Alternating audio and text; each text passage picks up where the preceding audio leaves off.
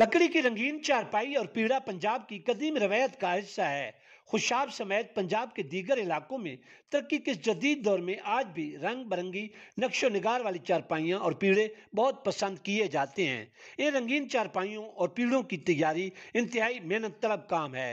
दौर आदम में जदीद फर्नीचर की तैयारी के बावजूद खुशाब और इसके लाका थल समेत दीगर मवादियात में आज भी लकड़ी की रंगीन चारपाइयों और फर्नीचर के इस्तेमाल का रिवाज आम है। शादी ब्याह के मौके पर वालिदैन अपनी बेटियों को ये फर्नीचर तोहफे में देते हैं। इन चारपाइयों की तैयारी पर खसूसी तवज्जो दी जाती है, जिसके बायस ये खूबसूरत और दिलकश लगती हैं।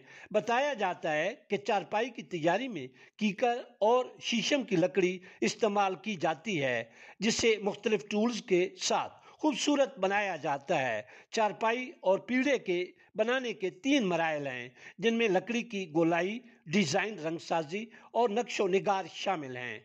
रंगाई साजी और फूल बूटे बनाने के लिए सफेद, सुर्ख, पीला, सब्ज, काला, अनारी और पक्के सुनहरी रंगों का इस्तेमाल किया जाता है, जबकि रंगों की यकसानियत के लिए खजूर का तन्ना और चमक के लिए सरसों का तेल और मलमल के कपड़े का इस्तेमाल किया जाता है।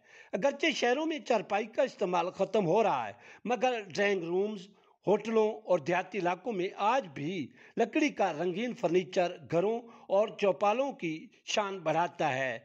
ज़रूरत इस बात की है कि तेज़ रफ्तार मशीनी दौर में हाथ से काम करने वाले ऐसे कारीगरों की पजीराई और सरपरस्ती की जाए, ताकि कारीगरों का रुझान इस तरफ बढ़े और ये फ़न हमेशा जिंदा रह सके।